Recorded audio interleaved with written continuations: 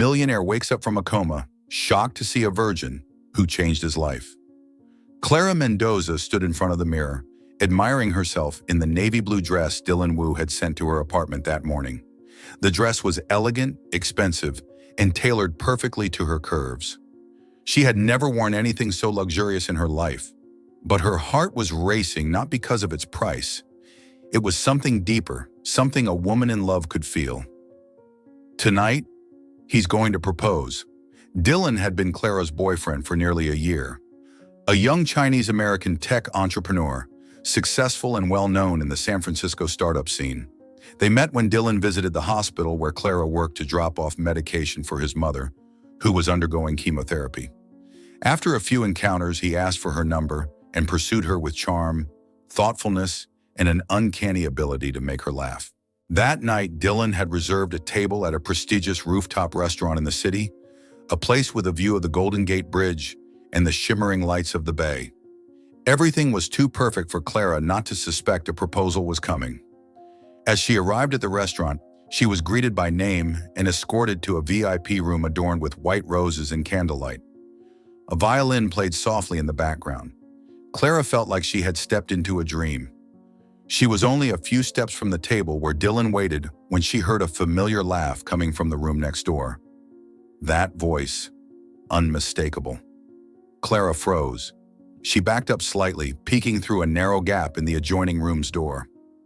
The dream shattered in a second. There he was, Dylan, the man she trusted, holding another woman by the waist. And that woman was Sabrina Cruz, her stepsister. The same Sabrina who lived with her father after Clara's mother passed away. They laughed, toasted wine, kissed, all in the very restaurant Clara believed was meant for her fairy tale proposal. Her entire body went cold. Her hands shook so badly she almost dropped her clutch. She turned and fled. "Clara, wait!" Dylan's voice called after her. He chased her down and grabbed her wrist in the lobby. "Just let me explain." "Let go of me," Clara cried, her voice cracking from the pain. "It's not what you think. Sabrina, she's just a bit of fun. You're the one I love." Clara stared at him. "Fun?" she hissed through clenched teeth. "She's my sister. Was this supposed to be a proposal night?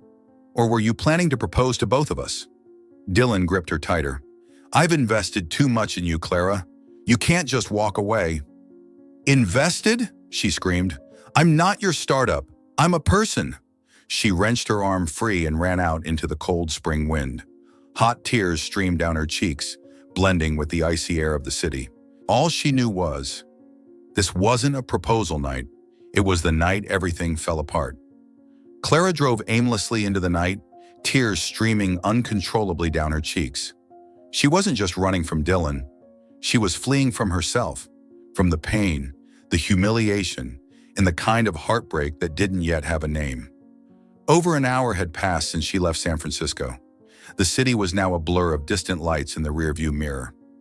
The highway carried her deep into Sonoma Valley, a place she had never visited before. She didn't care where she was going. All she knew was that going back was not an option. A sudden drizzle blurred the windshield. Clara tried to wipe her eyes, struggling to see the road. But it was too late. A white SUV appeared at the intersection ahead. Clara panicked, yanked the wheel hard to the right. Her car veered off the road, grazed a wooden fence, and came to a stop in the middle of a vineyard. Her head hit the steering wheel. Everything went black. When Clara opened her eyes, she was bathed in the soft, golden light filtering through the curtains. Birds chirped in the distance, mingling with the fresh scent of grass and a faint trace of lavender in the air. The wooden-beamed ceiling soared above her, and the walls were adorned with classic landscape paintings. The room was quiet, almost reverently so. The kind of stillness that made one breathe gently, afraid to disturb the peace. She slowly sat up, eyes scanning the unfamiliar space, visibly disoriented. Everything around her seemed to belong to another world. A world without midnight arguments, without betrayal, without the blaring horns of a restless city. A few moments later, the door creaked open. Vivian stepped inside, holding a cup of hot tea. "Did you sleep well?" she asked, her voice soft like a breeze. Clara nodded, managing a faint smile, though her chest still felt heavy. "I didn't expect to find myself in a place like this," she whispered. Vivian set the cup on the side table. Sometimes the places we never expect are exactly the ones we need the most. Clara lowered her gaze. There was something in Vivian's eyes that made her feel safe. No prying questions, no pressure to speak, just quiet understanding. Vivian didn't push. She knew. Some wounds don't heal through conversation, only through calm. A woman in her early 50s stood beside the bed. She was elegant but not pretentious. Her eyes were kind but firm, the eyes of someone who had seen life. This was Vivian Zhang, the owner of the house. Clara stammered, I'm sorry, I didn't mean to. It's okay, Vivian interrupted, pulling a chair close. I was the one who almost hit you last night. Thank goodness I braked in time. But you fainted, so I brought you here. Where am I? My estate, just outside Sonoma. My name is Vivian, and yours? Clara Mendoza. Vivian smiled warmly. It's good to meet you, Clara. Would you like some water? Clara nodded, overwhelmed. A complete stranger had rescued her, sheltered her, and stayed with her through the night, while the man she loved had betrayed her without a trace of remorse. After drinking a few sips and calming herself, Clara was taken on a short ride around the estate in a golf cart. The property was far more expansive than she expected. Vineyards, a beekeeping area, a small wine production barn, and a greenhouse. It all felt like stepping into a dream. Vivian shared softly, "My husband and I built this from the ground up, but he passed away. Now it's just me and my son." "Would you like to meet my son?" she asked. Clara was slightly taken aback but nodded. "I'd like that very much." Vivian said nothing more, simply guiding her toward a small, modern-looking building tucked behind the lavender garden. As the door opened, a faint scent of antiseptic floated through the air. The atmosphere here was cooler, quieter, different from the rest of the estate. "Elliot designed this room himself," Vivian said as they stepped inside. Before the accident, the room resembled a private medical suite, a high-end hospital bed, ventilator, heart monitor, and digital screens displaying constant vitals. But what stood out were the hand-drawn sketches pinned to the walls. Architectural blueprints and landscape designs, all done by Elliot's hand. He lay still on the bed, a graceful face, thick dark hair resting gently over his forehead. He didn't look broken. He looked like someone dreaming a long, uncertain dream. Vivian walked over and gently stroked his hair. "He's my whole world," she said softly, more to herself than to Clara. "Smart, talented, thoughtful, but maybe a little too daring." "Motocross accident?" Clara asked quietly. Vivian nodded. "He loves speed. Every weekend, he'd ride dirt bikes with his friends. That day, a bad landing." Her voice faltered.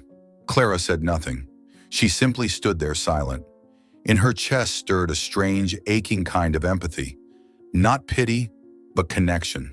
The kind born from knowing what it feels like to lose something you can't get back. Vivian turned to Clara. "Thank you for not being afraid to come in here. Most people, when they see him like this, they walk away." Clara looked at Elliot, then whispered, "It's not that I'm not afraid. It's just some pain makes you stop fearing anything else." Vivian didn't reply. She simply reached out and held Clara's hand.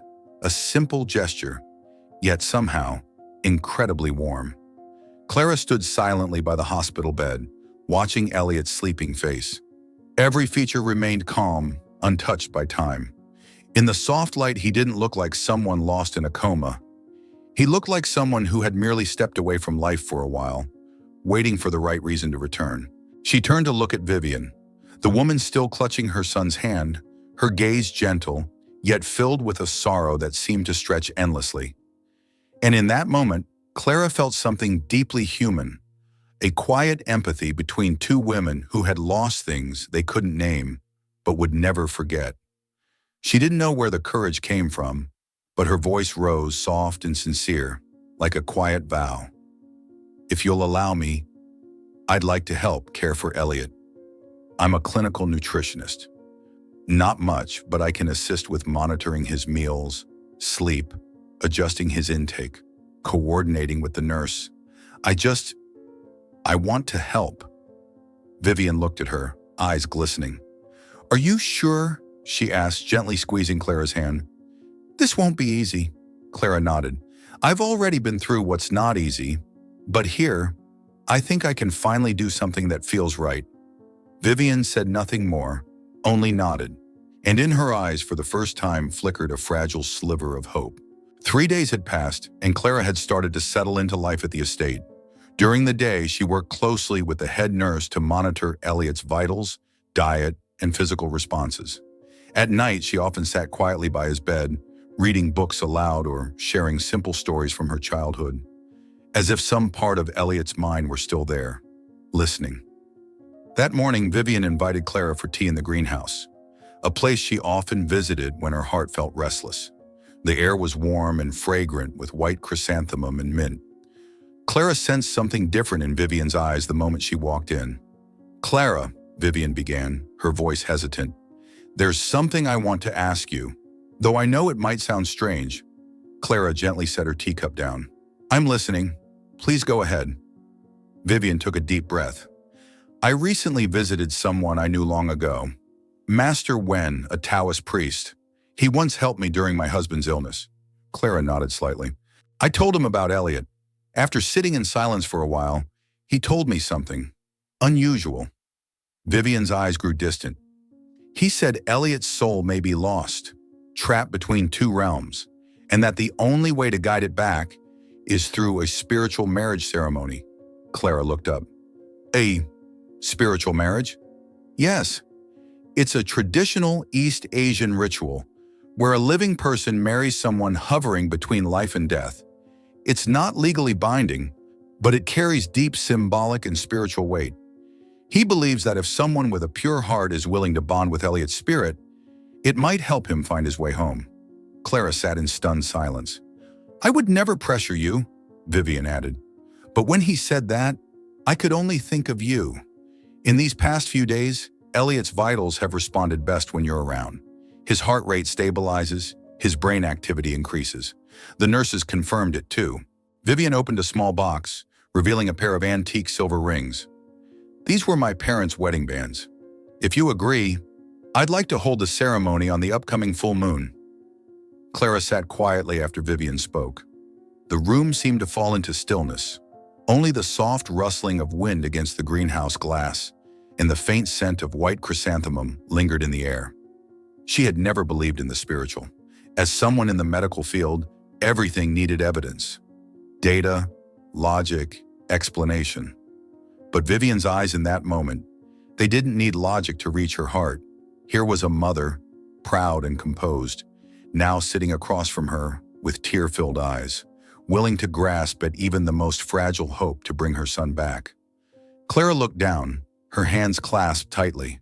A strange mixture of emotions swelled inside her, moved, empathetic, and afraid.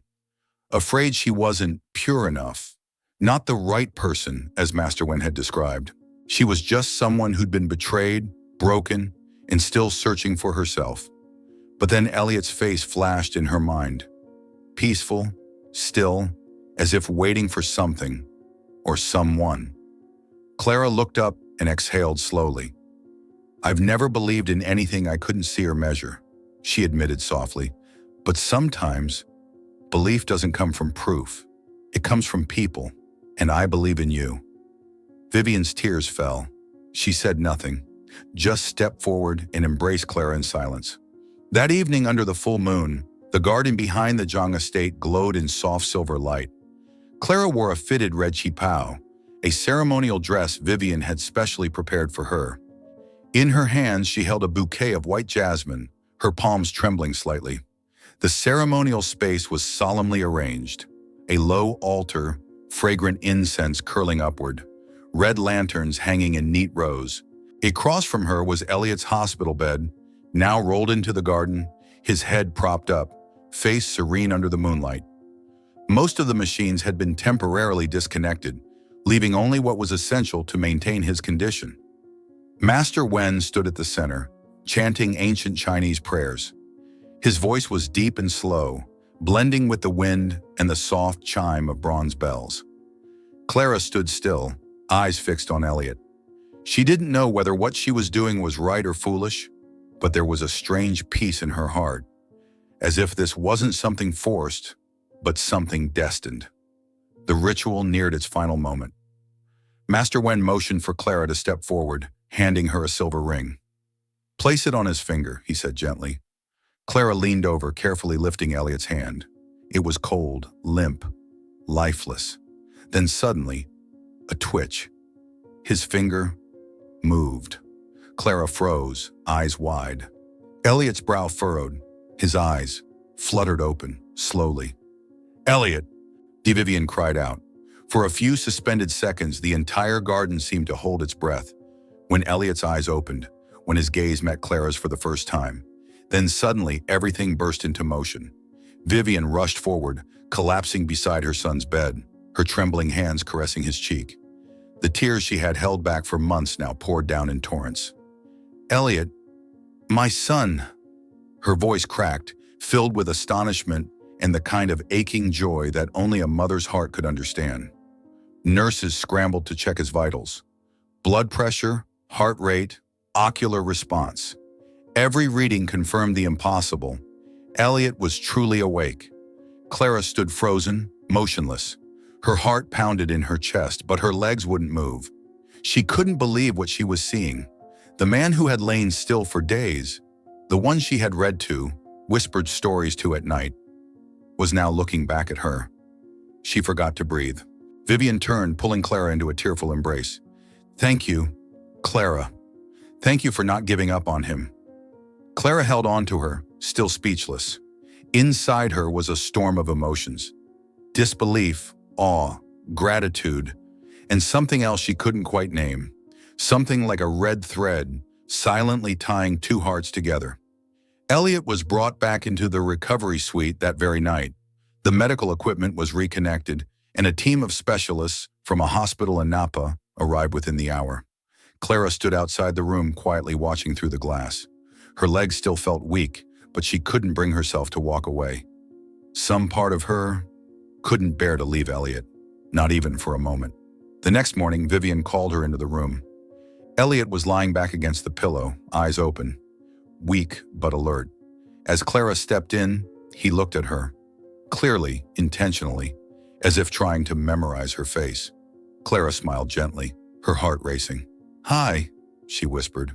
Elliot moved his lips slowly, but the words were clear. "I know. You."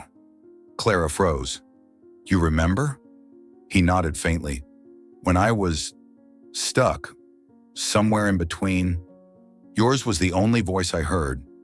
His voice was fragile, but each word carried a quiet weight. The room grew so still it seemed even the heartbeat monitor had softened its tone. "I couldn't open my eyes, I couldn't speak, but I heard you, telling stories, singing, crying. I didn't know why, but I just wanted to come back." Clara felt her throat tighten. All those nights spent by his side, whispering into the quiet, they hadn't been in vain. They were the thread that led him home. She smiled through misty eyes. "Welcome back." Elliot returned her gaze, soft, steady, like a man who had just returned from a long darkness and knew exactly who he wanted to see first. Clara stepped out of the room shortly after their brief conversation. She stood on the porch, taking in a long, deep breath to calm herself. Her heart was still racing, but not entirely from fear. There was another feeling, one she dared not name. Elliot was awake. He remembered her. He heard her when no one else could reach him. She should have been overjoyed. But instead, Clara was afraid. She didn't trust herself to take even one more step forward. The wound Dylan left still throbbed. Betrayal at the very moment she thought she was most loved. She was afraid to trust again, afraid to be left behind once more. From that day on, Clara stayed at the estate, continuing to help care for Elliot, but she kept her distance. Her words were kind, gentle, but measured. She made sure her emotions stayed within the safe zone. Elliot, however, was changing. With each passing day, he seemed more drawn to her. His eyes followed her whenever she passed by the door. He asked small, quiet questions. "Did you eat yet? Are you tired today? Am I bothering you?" Clara felt his attention, subtle, sincere.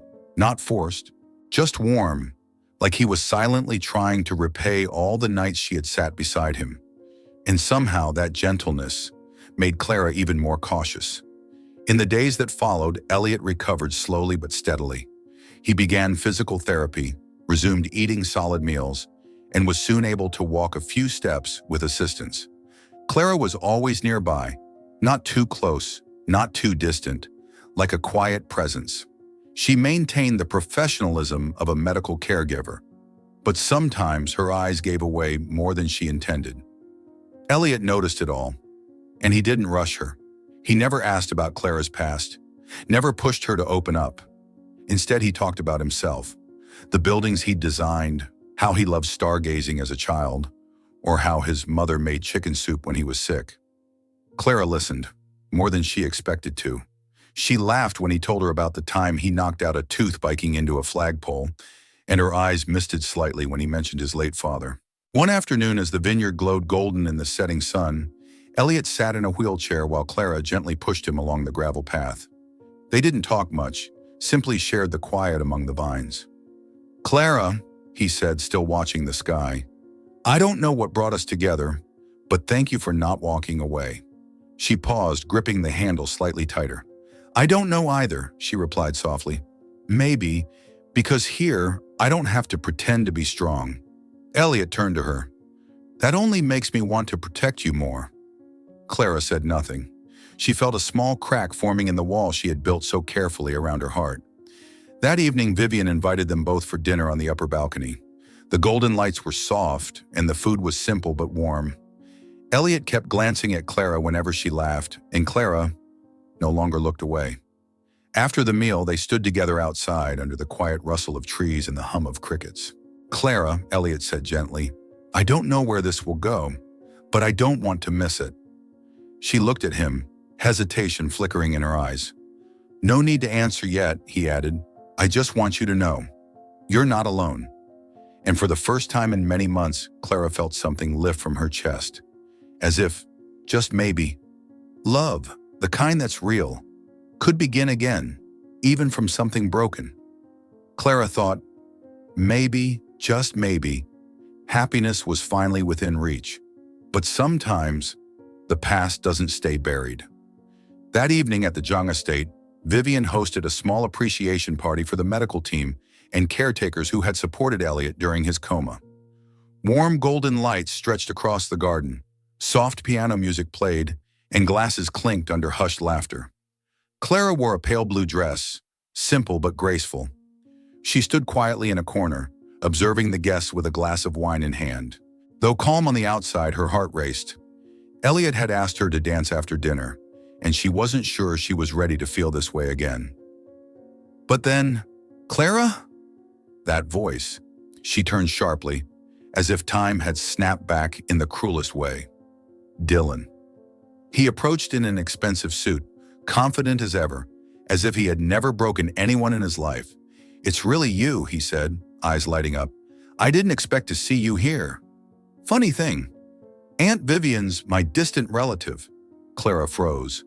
Everything around her faded, except for her pounding heart.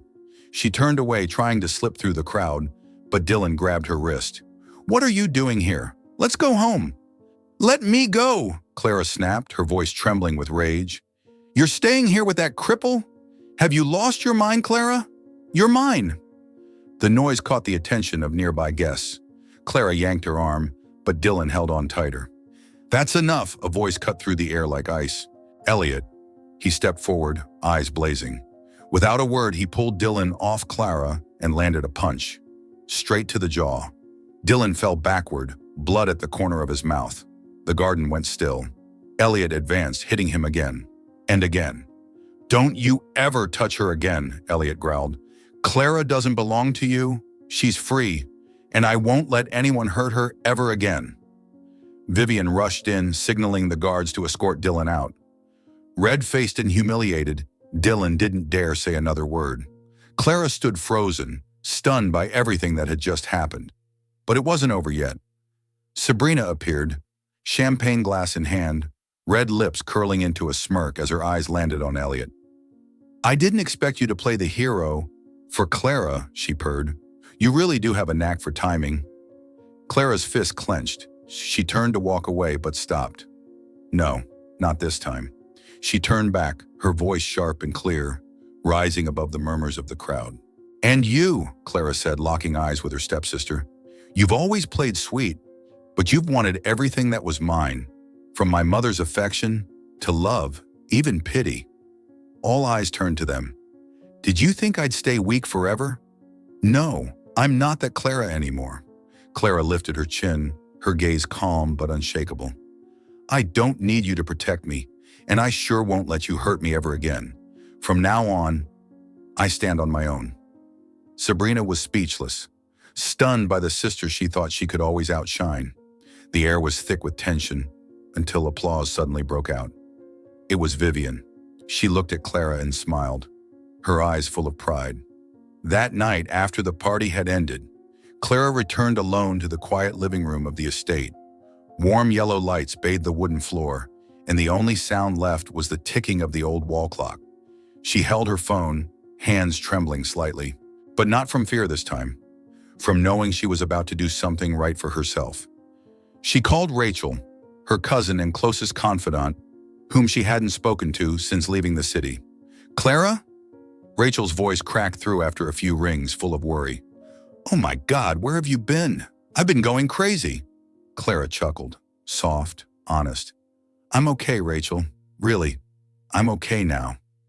She told her everything about Dylan, Sabrina, the betrayal, her escape, and the days at the Zhang estate. Rachel listened without interrupting, holding every word with care. When Clara finally paused, Rachel simply said, You've been quiet for too long. It's time for you to be happy. I'm proud of you. Clara smiled. For the first time, it wasn't through tears. Next, she called home. Her father answered, his voice hoarse and heavy. Dad, I need to say this. I don't blame you, but I can't stay silent about Sabrina anymore. I need to live honestly now for myself. Confronting. There was a long sigh on the other end. Then he said, I'm sorry I didn't see it, and I'm proud that you finally said it. When she hung up, Clara felt something she hadn't in years. Weightlessness. No shame, no guilt, no fear. Just peace. Then a soft voice behind her. You look more radiant than I've ever seen you. It was Elliot. He walked toward her. No rush, no performance. His eyes warm, steady, a place she could lean into. Clara, he said gently, I don't know how love is supposed to begin, but I do know this. With you, I want to begin everything. Clara looked at him, and this time her heart held no hesitation, no fear, no retreat. She smiled, placing her hand over his chest. Then, start with this heart. For the first time in years, Clara didn't just feel loved. She felt worthy of it. Clara had finally let go of the past, and for the first time, she didn't look back. Because this time, she knew she was walking toward the light. 3 weeks later, when the lavender on the hillside behind the Zhang estate was in full bloom, Elliot invited Clara on a quiet Sunday afternoon walk. Just a bit of fresh air, he said, but there was something in his eyes that gave him away. Clara wore a simple white dress, her hair down, fingers interlaced with his as they walked along winding paths bathed in sunlight and wild grass. The air was crisp, the sky pale blue, and the forest birds chirped gently, as if nature itself was whispering a secret. When they reached a clearing in the vineyard, Clara stopped in her tracks. There in front of her stood a small wooden table draped in white lace. Flowers formed a ring around it, a single wooden chair. And in the center, a velvet red box. Clara turned to Elliot, lips parting. You! He didn't let her finish. Elliot dropped to one knee, opening the box to reveal a platinum ring. Elegant, simple, and full of meaning. Clara, he began, his voice unsteady with emotion. I never thought I'd feel this kind of love again. But you reminded me how it feels to be alive. Clara covered her mouth, tears already blurring her vision. You're not a miracle fate handed me. You're my choice, my beginning, my future, the one I trust most. He looked up at her, eyes soft but certain. Please, let me be the man who walks beside you. Not by fate, but by your choice, every day. Will you marry me? Clara nodded, her voice catching in her throat. Yes, 1,000 times yes. She threw her arms around him, and as they kissed beneath the open sky, applause echoed from the distance. Vivian, Rachel, and the entire team that once cared for Elliot stood watching, smiling. Everyone knew this was the perfect ending to a difficult road. They were married on July 8th, a date considered lucky in East Asian traditions. Vivian had chosen it, hoping only good things would follow them in this new life together. The wedding was held outdoors in the heart of the vineyard.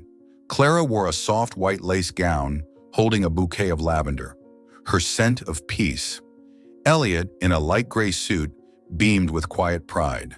There were no grand vows, just, each day I choose you. And somehow that simplicity moved everyone to tears. A few months later, Clara became pregnant. This time there was no fear, no doubt. In Elliot's embrace, she didn't have to pretend to be strong anymore. She finally had a place to rest. Elliot placed his hand on her belly and whispered, "Whoever you become, little one, just know your parents learned to choose each other every single day, and that's the greatest thing we'll ever teach you." Clara once thought happiness was something fate decided for you, but now she knew it was something the heart must choose, even after it's been broken. She was no longer the girl who ran away. She was the woman who learned to walk forward, and walk forward with hope.